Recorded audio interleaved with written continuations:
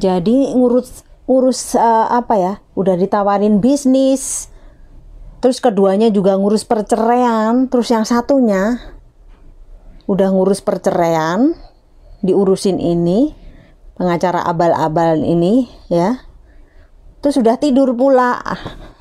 Saya tuh bingung mikir gimana ya, kok bisa gitu ya. Ya mungkin karena pengaruh itu sebelum dia melakukan itu katanya udah disumpah di Al-Quran kayak nanti akan sungguh-sungguh. Tapi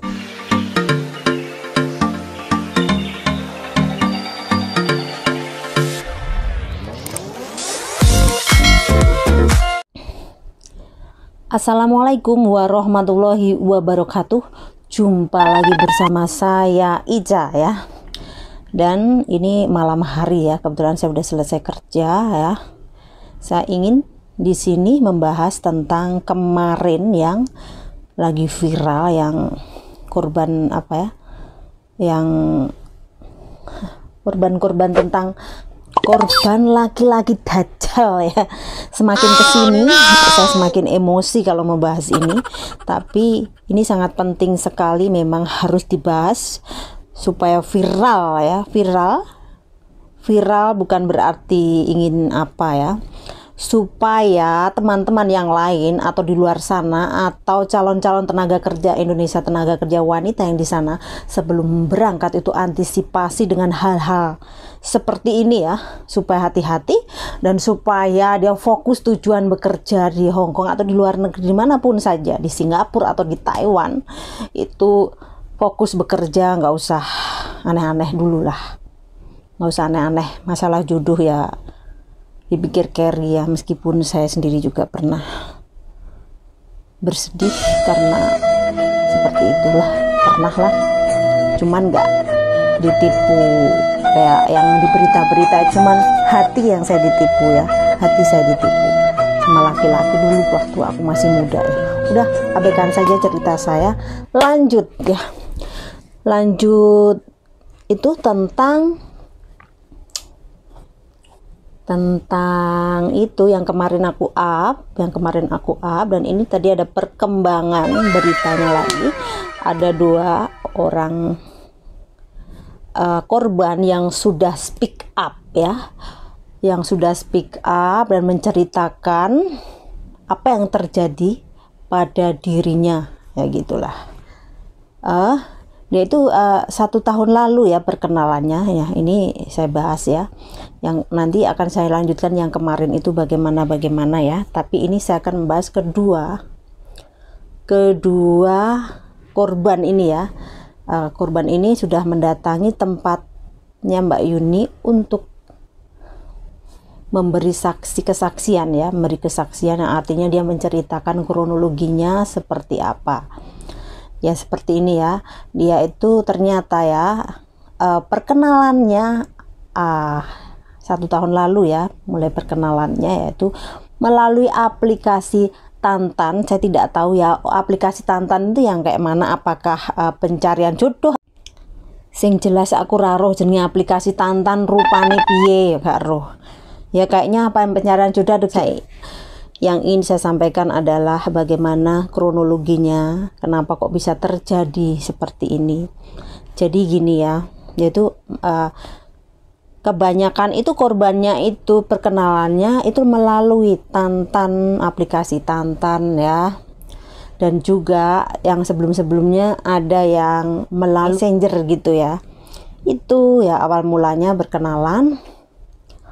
Ya kenalan gitu, laki-laki tersebut mengaku sebagai pengusaha, punya bisnis A, B, C, D, E di Hong Kong maupun di Indonesia, yaitu bisnis cafe ya, dan sebagainya ya. Yang jelas yang kebanyakan itu dia mengaku bisnis cafe ya, dan kemudian juga mengaku sebagai lawyer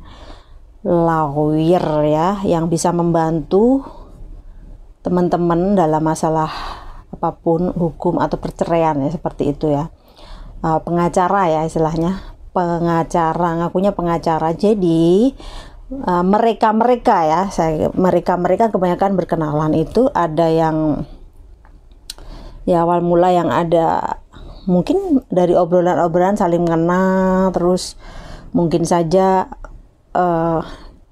saya mengambil kesimpulan karena dari pembicaraan mereka seperti itu, jadi kesimpulannya seperti ini.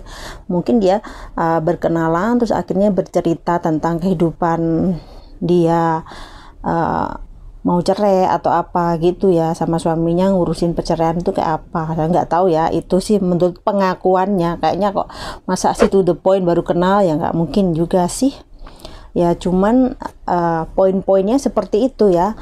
Terus akhirnya diurusin sama namanya itu, dia mengakunya sebagai Faruk lah. Faruk siapa ya namanya Faruk kan enggak, namanya Kenny, Bapak Kenny atau Bapak Faruk. Nah lengkapnya Kenny Faruk Hermansyah, entah ini nama asli atau bukan. Yang jelas setiap mengenal perempuan satu persatu berbeda seperti itu ya. Nah ini yang speak up tadi itu, yang satunya adalah diiming-imingin untuk berbisnis, yang satunya dipacarin ya, tapi kedua-duanya ini ingin mengurus surat cerai gitu ya, melalui dia harus bayar sekian-sekian. Jadi begini, masing-masing dua saksi ya, dua korban ini ya, yang terbaru ini semuanya kerugiannya hingga 100 juta, dua-duanya 100 juta. Dan akhir-akhir ini diancam ya, bukan akhir-akhir ini, mungkin bulan 2 yang lalu ya, bulan 2 lalu itu dia udah kirim duit kayaknya ya, karena diancam kalau anaknya mau dibunuh, jadi dia terpaksa mengirim ya. Yang satunya juga dimaki-maki ya, dimaki-maki karena nggak kirim, karena orang dua ini bersatu ya, sama-sama korban ya. Mungkin awalnya saling gimana ya, ini gimana, saya jadi pusing ya, sebenarnya pusing membahas ini, tapi ini harus dibahas.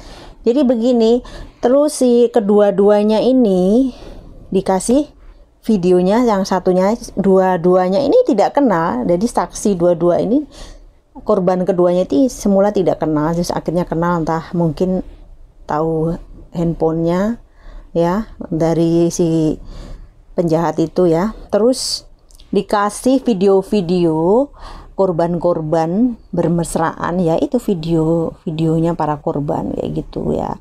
Dan yang satunya ini dikirim videonya ini, yang satunya adegan kayak gitu.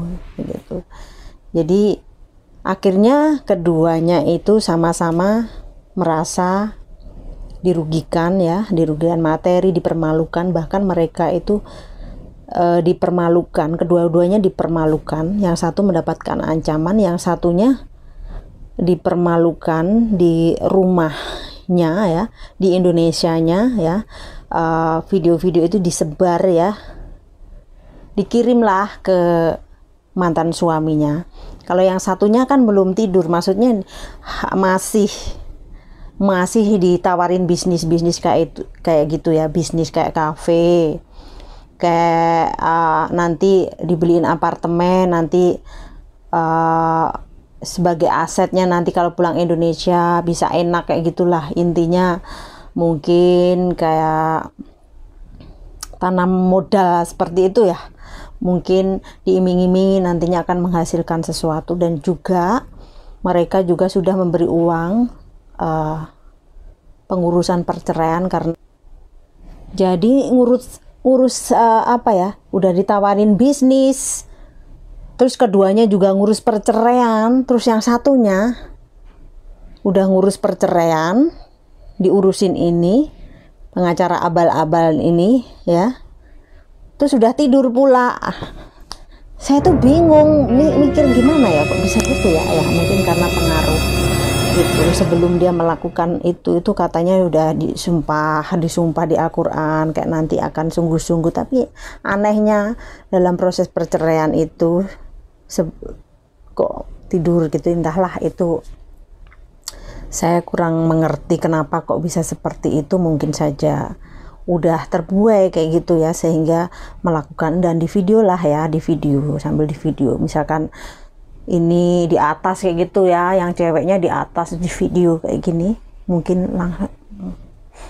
dia udah mempersiapkan tanpa disadari oleh si korban ya, kebanyakan seperti dari agan ciuman atau apa.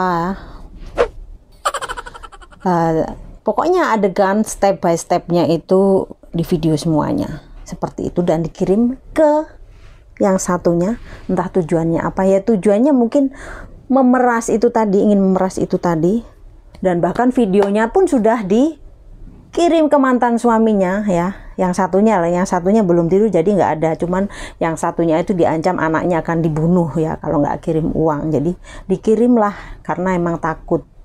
Karena mereka berdua itu sudah tahu alamatnya. Kenapa kok bisa tahu alamat? Ya tadi pengurusan perceraian tadi kan harus ada alamat gitu ya, diproses gitu. Terus dalam waktu yang lama itu, mungkin hampir 1 tahun itu belum diproses-proses, terus minta uang, terus kehabisan uang, alasan ini itu, padahal emang nggak diurus, emang tujuannya dia kan memeras ya.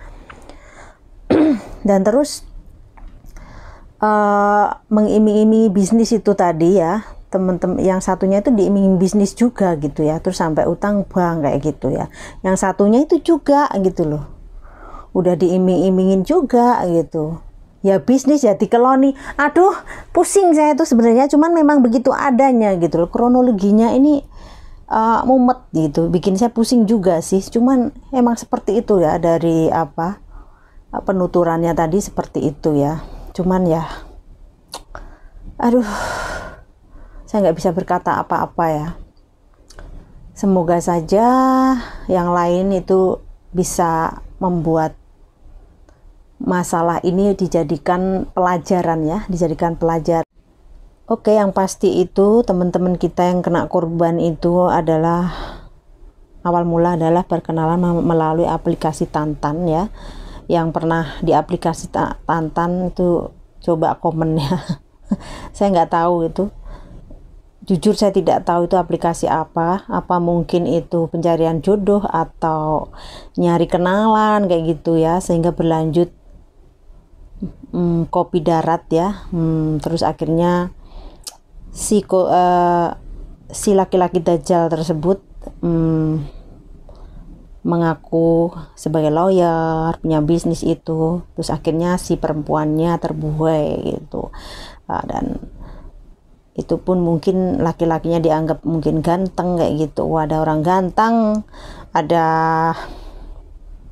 akhirnya mungkin gitu ya, terus secara juga lawyer gini-gini, dan akhirnya berujung penipuan ya, berujung penipuan hingga pengancaman, terus dipermalukan gitu, dan lengkap, paket lengkap pokoknya. Jadi ini pesan saya untuk saya sendiri, diri saya sendiri pun seperti itu, hati-hati kayak gitu, hati-hati mengenal laki-laki di medsos ya. Bukan berarti semua laki-laki di medsos itu punya niat jahat, tidak, cuman sebelum kalian mengenal jauh, kalian jangan terlalu gegabah ya, terlalu gegabah gitu.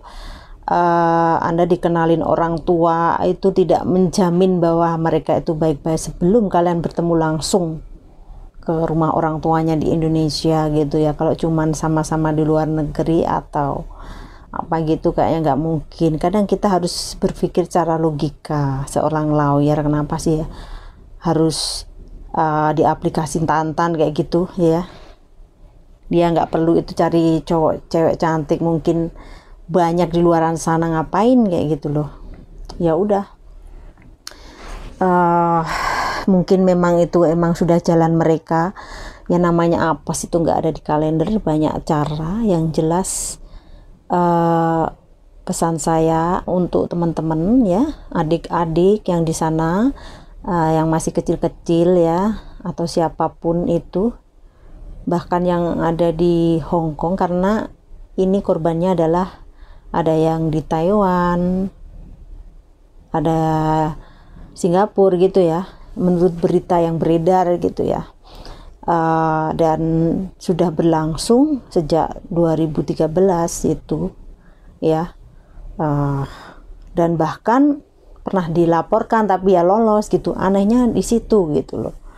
Dan kasusnya diberhentikan waktu tahun 2016 gitu, ada beritanya membahas tentang itu, tapi dan beberapa tahun kemudian ya mencuat berita ini, dan hingga detik ini itu masih banyak korbannya. Saya yakin masih banyak korban yang belum speak up. Yang ke-16 itu, video-video 16 orang itu, mereka kalau speak up bareng semuanya itu mungkin akan lebih kuat ya untuk melaporkan, karena ini sangat serius sekali. Nanti bisa ditindaklanjuti ya untuk Mbak Yuninya bisa membantu kayak gitu loh. Dan saya berharap segera banyak yang speak up sehingga cepat ditangani supaya tidak menjalar kemana-mana, supaya tidak banyak korban lagi ya. Mungkin kalau ini tidak diberhentikan, mungkin ada lagi namanya Faruk atau Kenny selanjutnya yang meniru perbuatan ini, karena sudah untung banyak ya, ibaratnya kalau laki-laki ya udah nidurin banyak perempuan, puluhan perempuan ya, saya kira banyak sekali ya, mungkin bisa jadi ratusan bisa jadi ya, itu menurut saya, karena dia beraksinya itu sejak lama gitu. Nah, dalam 1 tahun terdekat ini banyak, berapa, ada 20 orang ya, bagaimana kalian hitung sendiri aja. Itu saja yang sudah terlihat, yang lainnya itu yang belum speak up, bisa jadi masih banyak di luar sana gitu loh. Jadi saya harap ini adalah kasus serius gitu loh, bagi teman-teman yang sudah terjebak atau yang sudah pernah menjadi korban si Faruk ini ya. Semoga segera cepat selesai gitu ya. Yang namanya sih, katanya si Faruk ini menurut pengakuannya loh, bisa dilihat di si Mr. X atau si Dajjal ini ya. Nah, karena namanya berbeda-beda, namanya bisa ganti A, B, dan berasal dari kota A, B, C, D, E, dan H, I, J. Jadi setiap perempuan berbeda-beda. Yang intinya gini loh, saya tuh sangat prihatin banget kok sampai banyak sekali sih kejadian seperti itu tuh, banyak ya sebenarnya, cuman kan pelakunya satu gitu ya, pelakunya berganti-ganti. Ini sebenarnya kalau modusnya itu seperti kayak scammer ya, scammer yang biasanya ada di lapas kayak gitu ya, yang menipu para TKI khususnya, karena emang ya dilihat dari sisi mereka adalah perempuan ya, mudah lemah kalau dirayu, diperhatikan seperti itu ya. Jadi rentan untuk bisa ditipu itu. Dan juga TKW itu kan bekerja di sini lumayan gajinya, ya itulah yang menjadi alasan para penjahat mengintai para tenaga kerja Indonesia ya. Sudah datang jauh-jauh melalui beberapa prosedur, tes ini tes itu, setelah di Hong Kong kena musibah seperti ini, terus harus yang di Indonesia harus mengirim uang. Ya Allah, saya nggak bisa bayangin ya, harus menanggung beban derita mental gitu ya. Aku cuman heran kenapa setega itu ada laki-laki ya. Saya berharap segera ditangkap ya, dan ditangani oleh pemerintah Indonesia ya, dari lembaga-lembaga apa gitu ya, supaya kasus ini berhenti dalam arti ini menghentikan supaya tidak ada lagi penjahat-penjahat kelamin lagi ya, yang memperdaya wanita yang tujuannya bekerja jadi seperti itu ya.